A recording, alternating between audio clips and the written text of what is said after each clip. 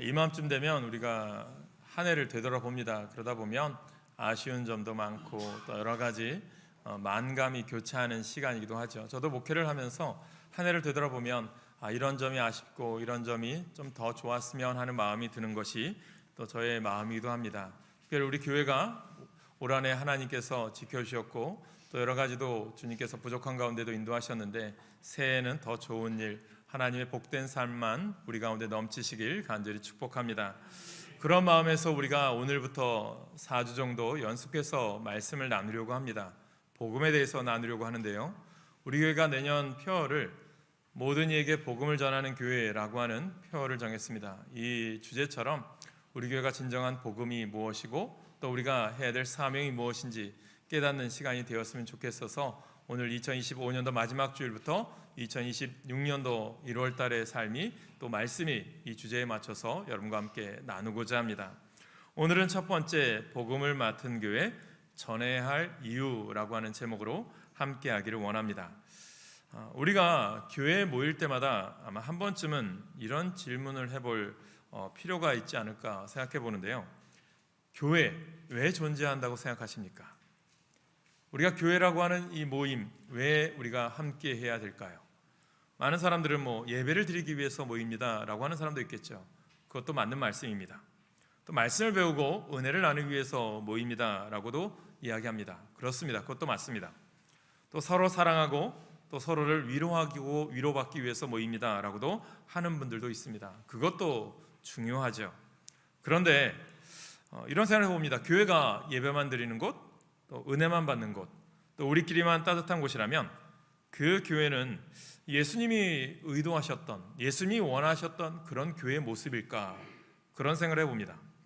분명한 것은 오늘 우리가 한 해를 보내면서 마지막 주일 예배를 드리는데 하나님이 우리 교회를 이 땅에 세우신 목적도 있고요, 하나님께서 우리를 이 땅에 보내신 하나님의 참된 뜻이 있다는 거죠. 그러니까 오늘 우리 스스로 한번 내 자신에게 질문해 보셔야 된다는 거예요. 나를 이 땅에 보내신 분이 있고 하나님이신데 그 하나님의 보내신 목적에 내가 합당한 삶을 살아가고 있었는가? 이것이 오늘 우리가 점검해야 될 숙제고요, 또 새해에는 내가 정말 하나님 뜻 가운데 살기를 결심하는 삶을 살아야 될 줄로 믿습니다. 분명한 것은 우리 교회로 여러분을 부르신 목적은 무엇일까요? 복음을 위하여 부르셨고요, 하나님의 사람들 세우기 위해서 보내셨음을 우리가 깨닫게 되길 소망합니다. 여러분, 예수님께서 이 땅에 교회를 세우시면서 마지막으로 남기신 말씀이 어떤 말씀입니까? 오늘 우리가 읽은 마태복음 28장의 말씀입니다. 오늘 말씀은 교회의 정체성을요 정확하게 분명하게 우리들에게 보여주는 말씀이죠. 이 말씀을 우리는 지상명령이라고 합니다. 이 지상명령은 땅에서의 명령이 아니라 이 뜻은요 가장 높은 자리, 그러니까 위대한 명령이라고 하는 뜻입니다. 그래서 이것을 예수님의 대사명, 예수님의 위대한 명령이다라고 부르곤 합니다. 그렇다면 우리는 예수님의 모든 명령을 따라야 하지만 특히 마지막 명령, 이 위대한 명령인 유언과도 같은 명령을 우리는 지키면서 살아가야 한다는 거죠. 그런데 우리가 깨닫는 것은 이 마지막 명령을 처음으로 받은 그들은 어떤 사람이었다고 생각하십니까? 오늘 우리는 이 말씀 앞에서 우리가 하나님께서 나를 부르신 목적이 무엇이고 나를 통해서 하나님이 하시고자 하는 뜻이 무엇일까? 그 일을 위해서 분명히 우리들에게는 하나님이 여러 가지 달란트도 주셨고요, 재능도 주셨고요, 또 하나님께서 복도 주셨습니다. 그렇다면 오늘 이 말씀 앞에서 우리는 하나님이 나를 부르신 목적에 따라서 내가 교회라고 하는 것을 섬기고 또 교회에 나왔는데, 그렇다면 우리 교회가 무엇을 해야 되는지 다시 한번 붙들기를 원합니다. 중요한 것은요, 오늘은 이 말씀 앞에서 교회는 왜 이 땅에 참된 복음을 전해야 되는가, 그 이유를 다시 한번 붙들기를 원합니다. 그리고 우리 교회가 다시 한번 초심을 회복하기를 원합니다. 여러분, 사람들은 여러 가지 삶의 이유가 있겠죠. 그런데 특별히 저는 우리 크리스천들의 인생에 있어서 진정한 삶의 의미는 뭐라고 생각하십니까? 내가 오늘 살아가는 참된 의미는 무엇일까요? 무엇 때문에 돈을 벌고요, 무엇 때문에 내가 여러 가지 삶을 살아가고 있습니까? 이것을 우리가 진정한 뜻을 깨달아야 되는데, 저는 오늘 크리스천들의 인생에서 진정한 의미와 가치가 무엇인가를 점검해 보기를 원합니다. 오늘 우리가 스스로 질문해 볼 때 처음에 말씀드린 것처럼 우리를 지으시고 부르신 하나님의 목적에 정말 합당한 삶을 내가 살아가고 있는가, 우리가 한번 물어보셔야 된다는 거예요. 아니면 이런 생각해 보셨습니까? 우리가 한 해를 마무리하면서 우리의 인생을 다 살고 난 이후에 마지막 때라고 생각한다 보면 내가 걸어왔던 뒷걸음, 발자취들을 볼 거 아닙니까? 2025년도를 지내오면서 우리가 새해를 시작했던 1월부터 지금 12월까지 우리가 살아왔던 사람들을 한번 되돌아보면 여러분 어떤 생각이 드십니까? 그런데 저는 이런 생각을 해봐요. 저는 오늘 우리가 이 한 해를 마감하면서도 새해를 준비하지만 우리가 걸어왔던 한 해의 삶이 하나님이 원하는 분명한 선명한 기준에 따라 믿음대로 살아가고 있었는가, 이것을 한번 보셔야 된다는 거예요. 그리고 그것이 잘못되어졌다면 오늘 내가 다시 한번 고쳐서 하나님 뜻 가운데 내 신앙의 방향을 올바로 설정하는 그런 시간이 오늘이 되고요, 또 새해가 되시기를 간절히 축복합니다. 이것을 깨달으셔야 돼요. 그래서 저는 여러분들의 삶이 살아도 정말 기쁘게 살고요, 정말 행복하게 사는 삶의 비결을 배웠으면 좋겠습니다.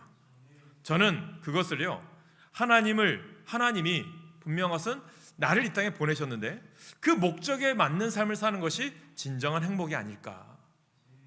여러분, 다 똑같은 것은 아니지만 나에게 주어진 삶 가운데 하나님이 주신 달란트를 주신 분에 맞게 사용되어질 때 이것이 정말 복된 길이 아닐까, 이런 생각을 해보자는 거죠. 오늘은 그 답을요, 마태복음 28장을 통해서, 복음이라고 하는 것을 통해서 깨닫게 되기를 원합니다.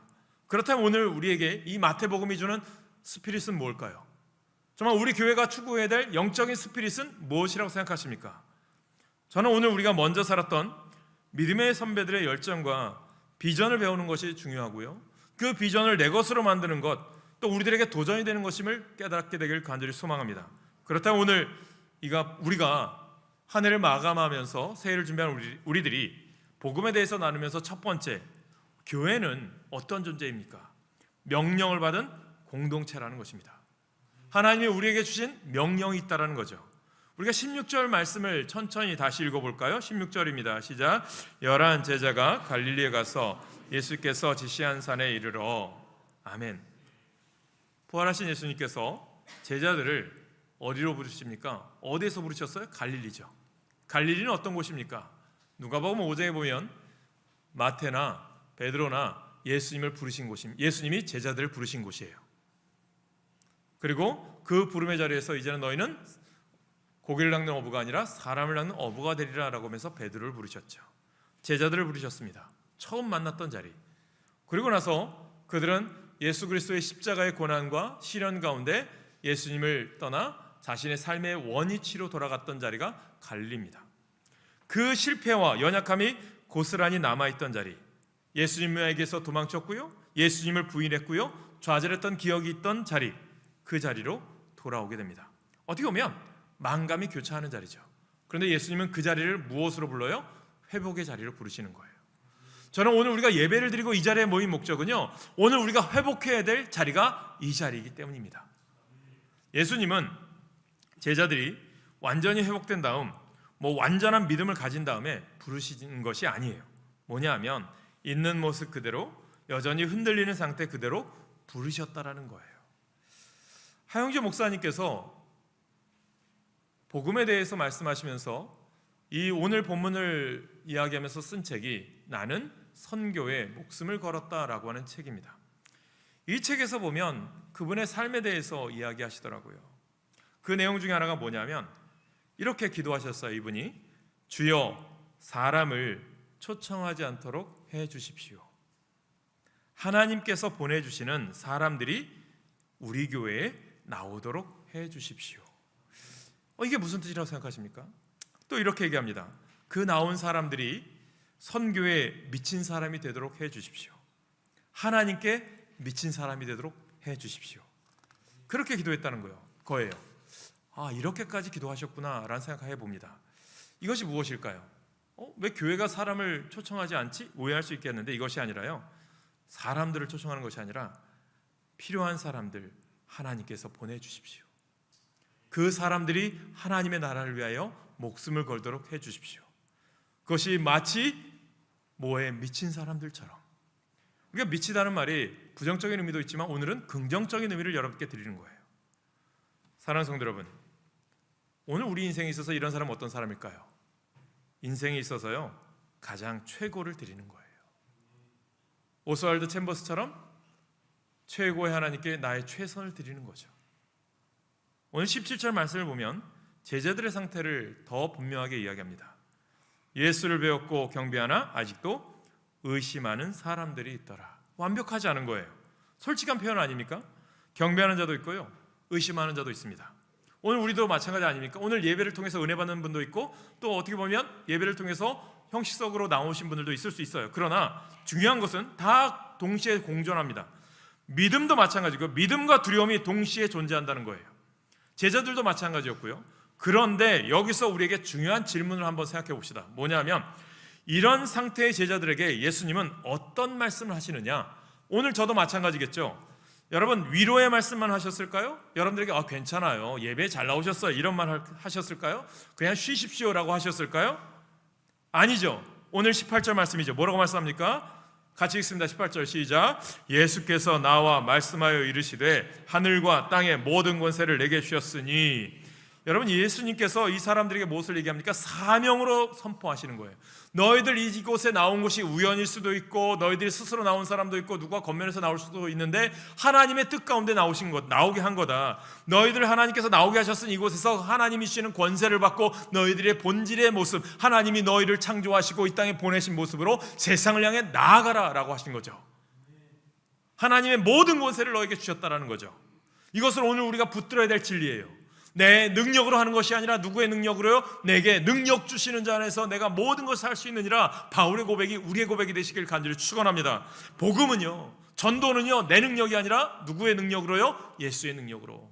그러니까 예수님을 전도할 때, 우리 여러분들에게 이웃에게 복음을 전할 때 많은 사람이 나를 전하는 게 아니라요, 누구를 전하셔야 돼요? 예수. 그래서 여러분, 경제학자가 얘기하죠. 예수 그리스도의 상품, 최고의 상품 아닙니까? 이 복음이라는 것을 전해야 된다는 거예요. 나는 보잘것없지만 내 안에 있는, 내가 가지고 있는 것은 최고라는 거죠. 보화라고 이야기하고 보배라고 이야기하는 거예요. 성경은 끊임없이 이렇게 말씀하는 것입니다.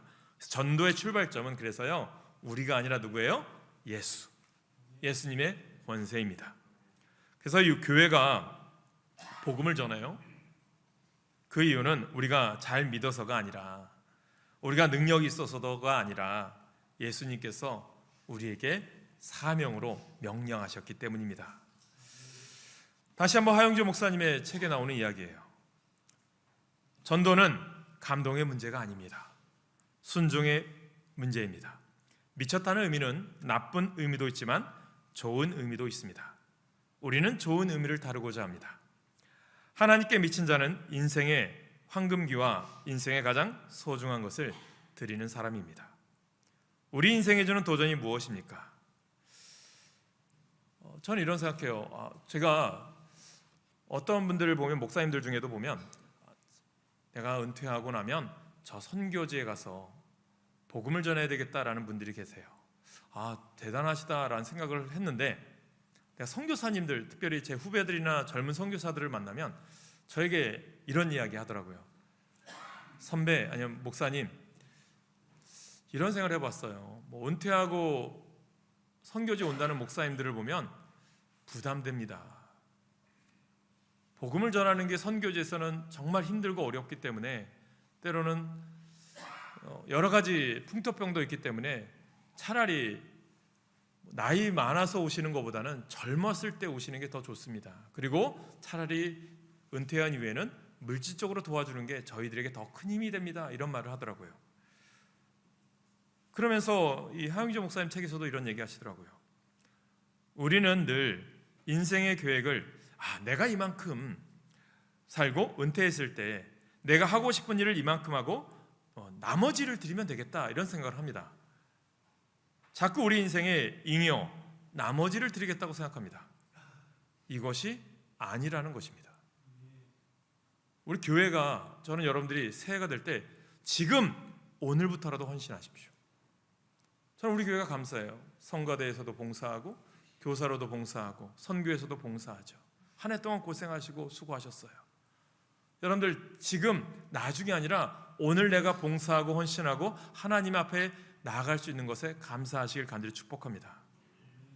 내 인생에 가장 중요하고 귀한 것을 하나님께 드리는 게 가장 복된 시간이 아닐까요? 저는 오늘 여러분들의 삶이 인생에 여분을 드리는 것이 아니라 가장 중요한 순간을 하나님께 드리고자 하는 헌신이 있기를 간절히 축복합니다.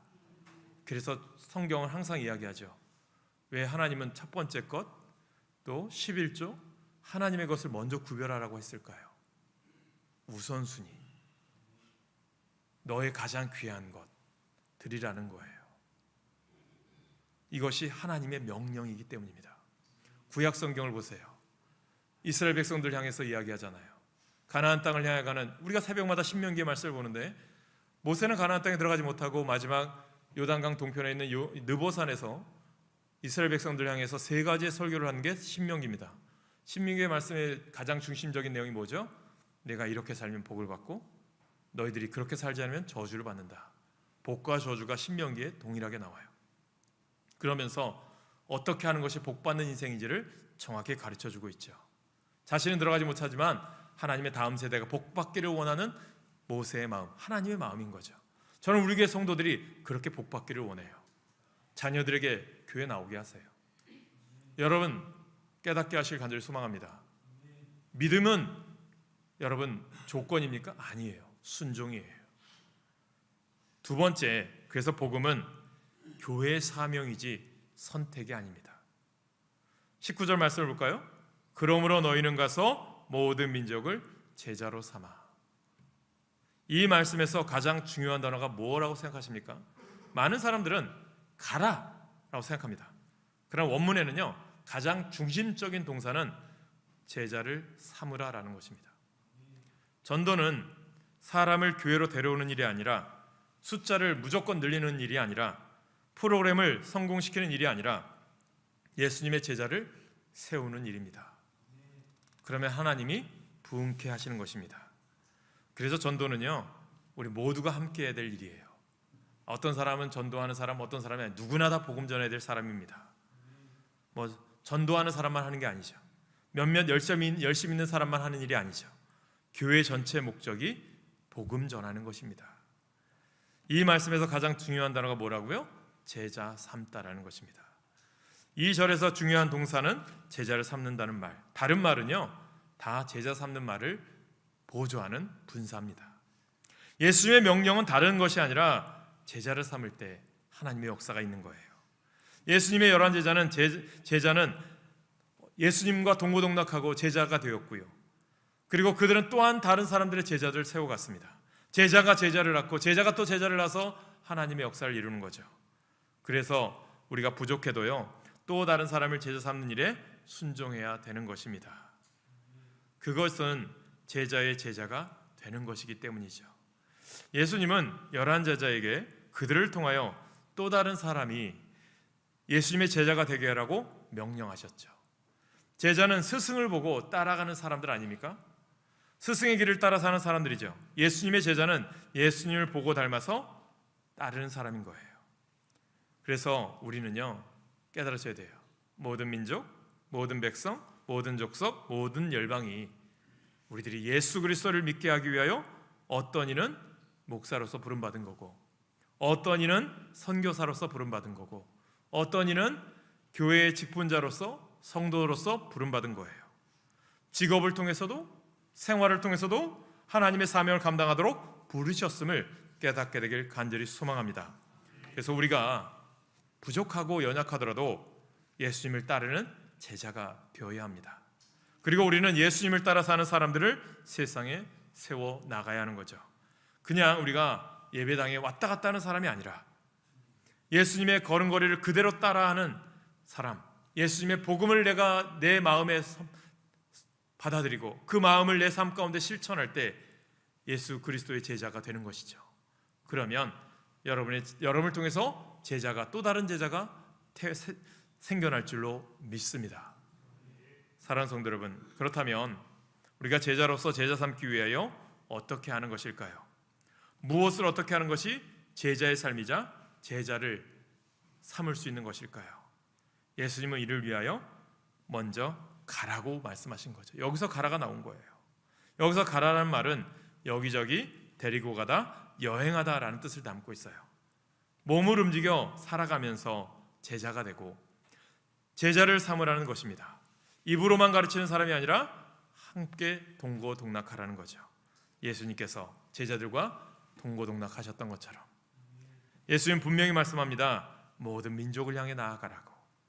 믿을 것 같은 사람만이 아니라, 착한 사람만이 아니라, 나와 비슷한 사람만이 아니라, 복음은 모든 사람을 향한 하나님의 마음이라는 것입니다. 교회가요, 복음을 전하지 않으면 교회는 어떻게 될까요? 점점 안으로만 향하게 되어 있어요. 그러면 어떤 일이 일어납니까? 신앙은 소비가 되고요, 은혜는 비교가 되고요, 교회는요 목적을 잃어버리는 거예요. 그래서 때로는 교회가 고난이 오고 시련이 오는 이유가 뭘까요? 목적을 회복하라고. 우리도 마찬가지겠죠. 나에게 어려움이나 시련이 온 이유가 뭐죠? 너 하나님 부르신 자야, 깨달아야지 라는 거죠. 설민석 씨가 이런 말을 하더라고요. 설민석 씨도 크리스찬인데 그가 한때 역사학자로서 많이 유명해졌다가 논문 표절로 어려움을 당했죠. 그러다가 그가 어떻게 대처했는가 봤더니 그래도 참 대단한 것 같아요. 자신이 논문 표절로 학위가 취소된 대학에 다시 입학했어요. 그리고 거기서 다시 학위를 시작하더라고요. 그분이 어느 교회 와서 어느 신학교에 와서 설교에 대해서 이런 말을 하면서 한 예로 이런 이야기합니다. 역사학자니까 일제시대 때 우리 민족을 이야기하면서 상해 임시정부가 있었잖아요. 그곳에서도 보면 학연과 지연으로 너무 다투더라는 거예요. 독립이라고 하는 하나의 목적, 해방이라고 하는 하나의 목적으로 모였는데 그것보다도 또 학연, 지연으로 다툰다는 거예요. 얼마나 싸웠는지 마음의 역사를 공부하니까 너무 안타깝더래요. 그러면서 이런 생각을 했더래요.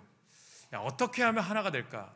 또 전 세계적으로 보니까 지금 우크라이나와 러시아 전쟁이 몇 년째 계속되고 있고, 뭐 사우디아라비아가 또 어디를 폭격했다, 또 미국이 뭐 어디를 폭격했다. 계속 전쟁이 그치지 않습니다. 어디는 내란과 내전이 끊임없이 일어나는 전쟁들. 그래서 이분이 농담처럼 이런 얘기하더라고요. 야, 이 지구를 하나로 만드는 방법이 무엇일까? 그런 얘기 하더라고요. 농담으로 외계인이 침공하면 지구 사람들이 하나가 된대요. 그 단적인 얘기가 뭔지 아세요? 고난이라는 이야기를 하는 거예요. 교회도 마찬가지고 우리에게도 마찬가지죠. 오히려 어려운 시기가 있습니다. 우리 교회도 마찬가지고요. 그런데 오히려 그 고난이 우리를 하나 되게 할 수 있는 능력이 됨을 믿으시길 간절히 축복합니다. 그 가운데 누구를 보아야 돼요? 고난을 통해서 주님을 바라볼 수 있어야 된다는 거죠. 여러분, 그래서 복음은요, 세 번째, 전도는 우리의 능력이 아니라 주님의 약속으로 감당해내는 것입니다. 예수님은 사명을 주시면서 제자들을요 혼자 내보내지 않아요. 20절 말씀 함께 보겠습니다. 20절 같이 읽습니다. 시작. 내가 너희에게 분부한 모든 것을 가르쳐 지키게 하라. 볼지어다 내가 세상 끝날까지 너희와 항상 함께 있으리라 하시니라. 아멘. 여기에 전도의 복음의 핵심이 나오잖아요. 내가 너희와 함께 하겠다. 우리가 전도를 어렵게 느끼는 이유가 분명합니다. 보면 거절당할까 봐 두렵기도 하고요, 말이 내가 좀 부족하다라고 느낄 때도 있고요, 내 삶이 완벽하지 않은데 이런 두려움도 있어요. 그러나 예수님은 이렇게 말씀하시지 않아요. 네가 완벽해지면 가라? 그렇게 하지 않아요. 말 잘하게 되면 가라? 그렇게 하지 않아요. 오히려 이렇게 말씀하십니다. 내가 너와 함께 가리라. 전도의 주체는 어디예요? 내가 아니라 주님이십니다. 복음을 전하는 분은 성령으로 역사하시는 분이십니다. 그래서 우리는 씨를 뿌리고 거두시는 이는 하나님이시잖아요. 우리는 결과를 만드는 사람이 아니라 순종의 자리로 나아가는 사람이에요. 사랑하는 성도 여러분, 우리 교회가 말씀드렸잖아요. 저는 우리 교회가 복되기를 원하고 여러분의 삶이 복되기를 원해요. 그런데 그 가운데 복되기를 원한다면 기본부터 잘 지켜야 되거든요. 기초부터 쌓아야 되거든요. 예배 시간은, 하나님 앞에 기도 시간은, 하나님 앞에 예물 드리는 삶은, 하나님 앞에 또 헌신하고 봉사하는 것은 얼만큼 내가 가지고 있는가? 누가 대신해 줄까요? 아니잖아요. 내가 해야지요.